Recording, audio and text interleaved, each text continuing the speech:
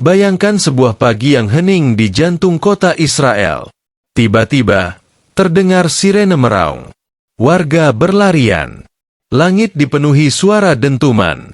Tak ada yang menyangka, ribuan pasukan Hizbullah telah menembus garis pertahanan dan masuk ke kota. Sebuah kejutan besar yang membuat dunia gempar. Serangan yang tak terdeteksi radar. Langkah senyap yang begitu terkoordinasi. Apa yang sebenarnya terjadi? Siapa yang berada di balik strategi ini? Dan bagaimana Israel bisa kecolongan sedemikian besar? Sebelum kita mulai, jangan lupa untuk klik tombol subscribe dan aktifkan lonceng notifikasi. Kabar ini pertama kali mencuat dari laporan darurat militer Israel yang bocor ke media lokal. Pasukan Hizbullah, kelompok militer kuat yang berbasis di Lebanon, secara mengejutkan berhasil menembus kota besar di wilayah utara Israel. Operasi ini disebut sebagai salah satu yang paling berani dan strategis dalam sejarah Hizbullah. Mereka tidak hanya menyerang dari perbatasan darat, tapi juga melalui terowongan rahasia yang sudah dibangun selama bertahun-tahun. Langkah ini benar-benar membuat militer Israel kalang kabut. Pertanyaannya, bagaimana bisa? Israel dikenal memiliki salah satu sistem pertahanan paling canggih di dunia, Iron Dome. Namun, sistem ini tampaknya tak mampu mendeteksi pergerakan pasukan Hizbullah yang sudah menyelinap jauh ke dalam wilayah Israel. Bahkan, menurut laporan, mereka sudah berada di dalam kota selama beberapa jam sebelum pasukan Israel menyadarinya. Mengapa Hizbullah melakukan serangan ini sekarang? Apa motivasi mereka? Banyak analis meyakini, ini adalah bentuk solidaritas terhadap rakyat Palestina, terutama setelah eskalasi besar-besaran di Gaza beberapa pekan terakhir. Israel melakukan serangan brutal yang menewaskan ribuan warga sipil di jalur Gaza. Hizbullah, yang dikenal sebagai sekutu kuat Palestina, tidak tinggal diam. Dalam rekaman video yang dirilis oleh media milik Hizbullah, terlihat pasukan bersenjata lengkap memasuki wilayah Israel dengan kendaraan militer dan senjata berat. Mereka menyerang pos-pos militer Israel dan menghancurkan sejumlah titik komunikasi penting. Operasi ini bukan sekadar teror, tetapi strategi militer yang sangat terencana. Mereka bergerak dari beberapa arah, membuat pasukan Israel kewalahan.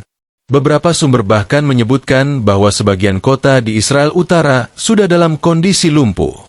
Warga sipil dievakuasi, jalan-jalan ditutup, dan tentara cadangan dikerahkan secara besar-besaran.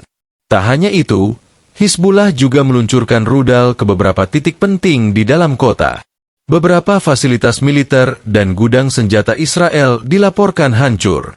Pasukan Hizbullah mengklaim mereka berhasil menyita sejumlah persenjataan canggih milik Israel. Serangan ini merupakan bentuk balasan terhadap agresi Israel di wilayah Arab, khususnya Palestina dan Suriah. Di sisi lain, pemerintah Israel langsung menggelar rapat darurat kabinet. Perdana Menteri Israel menyatakan bahwa ini adalah kondisi darurat nasional. Dia bersumpah akan membalas dengan kekuatan penuh. Namun, pernyataan ini tampaknya tidak membuat Hizbullah gentar. Sebaliknya, mereka menyatakan siap untuk perang terbuka jika Israel melakukan serangan balasan besar-besaran.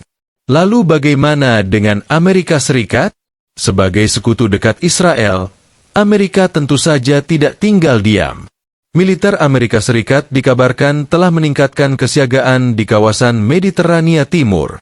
Beberapa kapal induk militer mulai bergerak ke wilayah tersebut.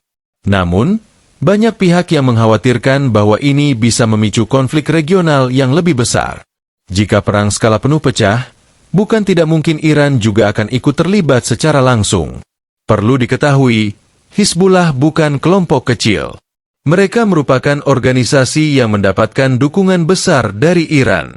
Bukan hanya dari segi dana, tapi juga pelatihan militer dan teknologi. Hizbullah bahkan disebut-sebut memiliki lebih dari 150.000 roket yang siap diluncurkan ke arah Israel. Dengan kata lain, jika perang ini membesar, maka Timur Tengah bisa menjadi medan perang yang menghancurkan. Lalu apa dampaknya bagi dunia? Perang besar di Timur Tengah hampir selalu diikuti dengan naiknya harga minyak dunia, krisis ekonomi global, dan potensi migrasi besar-besaran. Selain itu, Konflik ini juga memperkeruh hubungan antara negara-negara adidaya seperti Rusia, China, dan Amerika. Masing-masing punya kepentingan strategis di kawasan ini. Maka tak heran, setiap gerakan kecil di Timur Tengah bisa memicu goncangan global. Kembali ke pasukan Hizbullah, mereka juga membawa pesan politik yang kuat. Dalam pidato pemimpin tertinggi Hizbullah, Hasan Nasrallah, disampaikan bahwa operasi ini bukan hanya soal balas dendam, tetapi untuk membuka mata dunia bahwa rezim Israel tidak lagi kebal terhadap serangan langsung, bahwa kota-kota mereka bisa ditembus, dan kekuatan mereka bisa ditantang. Banyak warga Israel yang dilaporkan mengalami trauma dan ketakutan. Sirene darurat terdengar terus-menerus. Sekolah-sekolah ditutup, dan rumah sakit dalam kondisi siaga penuh. Gambar-gambar dari lapangan memperlihatkan kota yang biasanya sibuk, kini sunyi, tegang, dan dipenuhi militer. Sementara itu, di sisi Hizbullah dan pendukungnya, operasi ini dianggap sebagai kemenangan moral besar. Media-media pro-Hizbullah merayakan keberhasilan ini sebagai pukulan telak terhadap arogansi Israel. Namun, perlu digarisbawahi bahwa korban tetap berjatuhan di kedua belah pihak. Warga sipil selalu menjadi pihak yang paling menderita. Dalam kondisi seperti ini, suara perdamaian menjadi semakin sulit terdengar. Ketegangan makin meningkat. Banyak pihak menyerukan gencatan senjata, namun situasi di lapangan belum menunjukkan tanda-tanda mereda. Dari sudut pandang umat Islam, konflik ini bukan hanya konflik geopolitik. Banyak yang memandangnya sebagai bagian dari rangkaian akhir zaman, termasuk kemunculan fitnah besar, perebutan kekuasaan, hingga kemungkinan datangnya Al-Mahdi. Apakah ini pertanda? Wallahu alam. Namun, satu hal yang pasti, dunia sedang bergerak menuju titik balik besar. Melihat semua ini, kita harus mulai menyadari bahwa apa yang terjadi di luar sana akan berdampak juga pada kita. Sebagai manusia yang peduli pada kemanusiaan dan keadilan, kita tak boleh buta dan bisu. Mari terus pantau perkembangan ini, jangan berhenti belajar, dan yang paling penting, terus berdoa agar perdamaian segera datang. Terima kasih telah menonton hingga akhir. Sampai jumpa di video berikutnya. Semoga Allah menjaga kita semua dari fitnah zaman dan menguatkan kita di jalan yang benar. Wassalamualaikum warahmatullahi wabarakatuh.